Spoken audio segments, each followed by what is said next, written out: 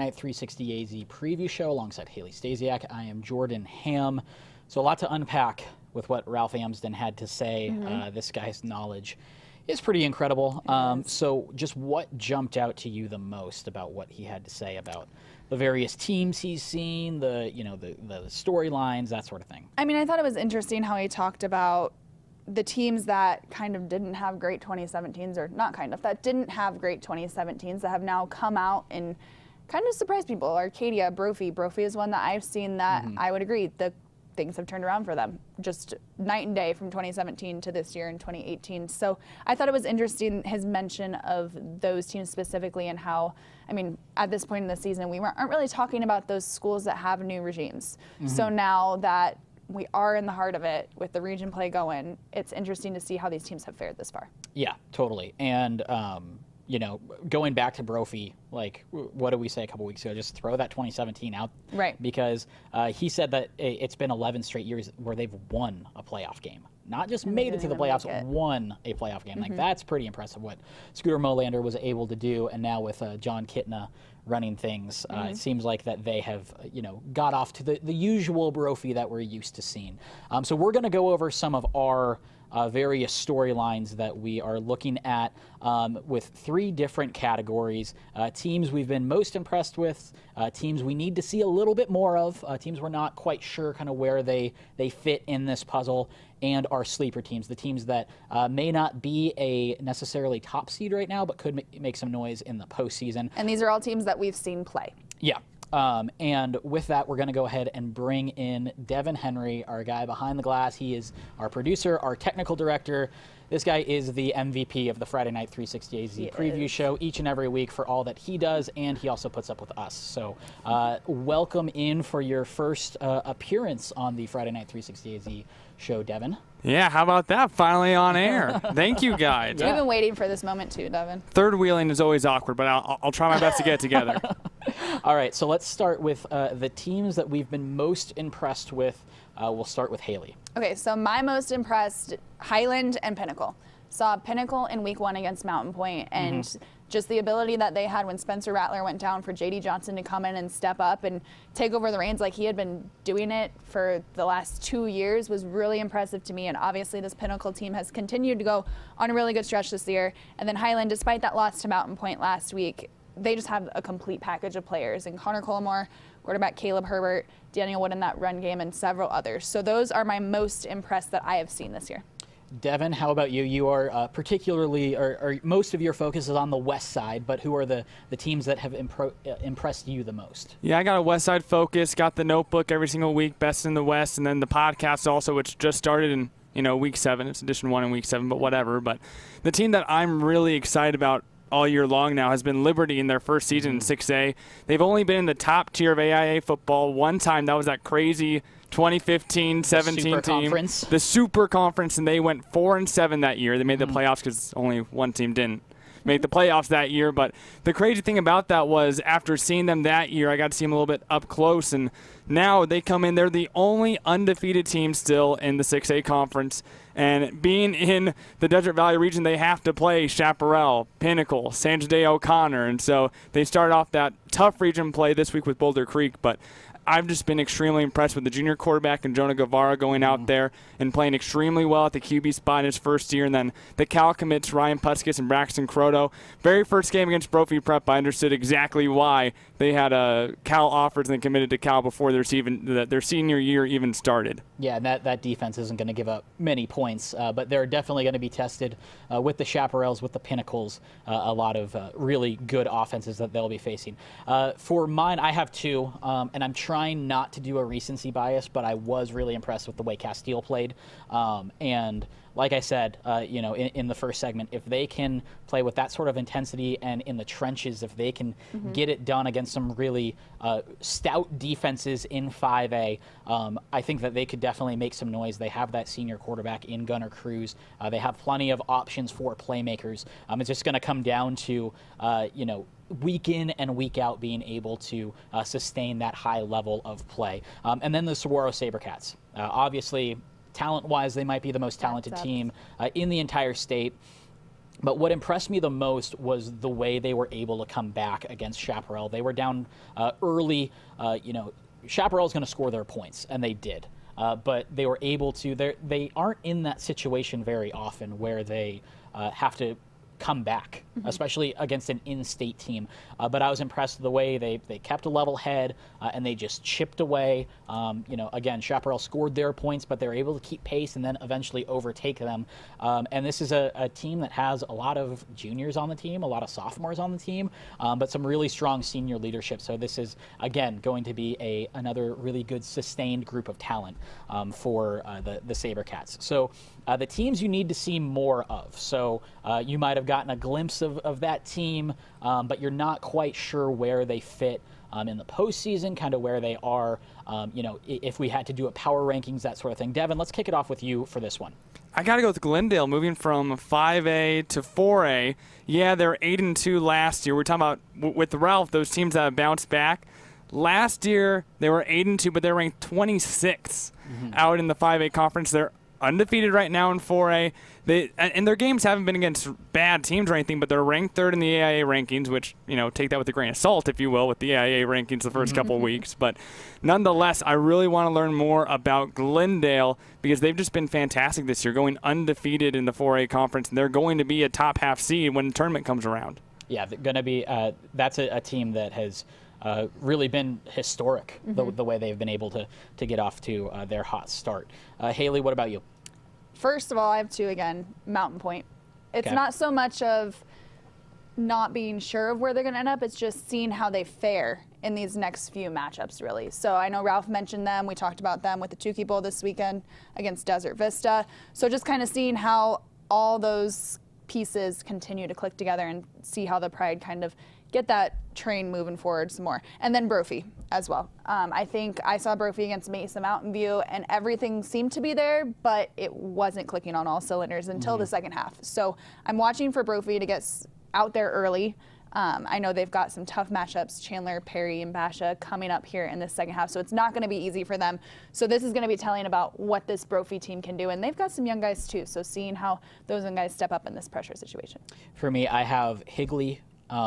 Higley's a team that I think can make a run and get to that 5A state championship game. And then, again, with 5A, we have no idea what's going to happen in that championship game. They have the talent. They have the really good coaching. They have the experience. But I think just seeing them come out a little bit flat against Castile, that's where I'm kind of like, all right, was I a little too high on them? I'm not quite sure. I'm still really high on them. I think that they can make some noise in the playoffs. Definitely, again, with just that talent pool that they have. Coleman Owen is a guy, he's a lot like Zach Nelson, and it was kind of cool to see them go head-to-head. Both receivers that if you throw it in the same zip code, they're going to come down with the catch. So he's a big-time playmaker. He's a guy that I think could also make some noise here in this postseason. And then I'm going to see them on Friday, Notre Dame Prep. Ralph kind of alluded to it, have the undefeated record. They had a ton of questions coming in, and it was solely because they had so many seniors last year. We knew what Jake Smith was going to do, and he's done it and then some, but we weren't quite sure how this new group that didn't get a lot of time on the field because of that senior group was going to fare in, again, a really tough 5A. They've done a great job so far, but now they're getting into the meat of their schedule and have some really good games coming up. So that's a team that I'm looking forward to seeing on Friday, and definitely want to see how they fare against a really good Horizon team. For sleeper teams, Devin, let's start it off with you. I got two right here. I'm going to follow Haley in the sleeper team category, picking two right here. But in the 4A conference, I'm disappointed in the AIA rankings for having Desert Edge at number 9. Because this is a 5A school who has been fighting hard in the 5A conference for the last couple of years down to 4A. And when you look at the schedule for Desert Edge, first of all, they beat Peoria just barely, which kind of worried me about Desert Edge. But go back earlier this year on the road at South Point Catholic, ranked number 1 in the 4A conference. You're defending 4A runner-ups, 1 touchdown game. Only a 1 touchdown game against arguably a top 3 team in the conference. Adrian Lara, holy cow, are you kidding me? A freshman quarterback. Yeah. How in the world does someone that young have that? Of course, Eric Sorensen did a great story on him before the season started. But then over in the 5A conference, I think Sunrise Mountain.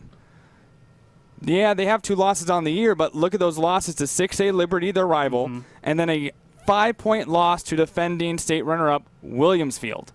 I don't think people understand how good Keegan Freed is, the Air Force commit. Jay Anderson's been fantastic, both sides of the line.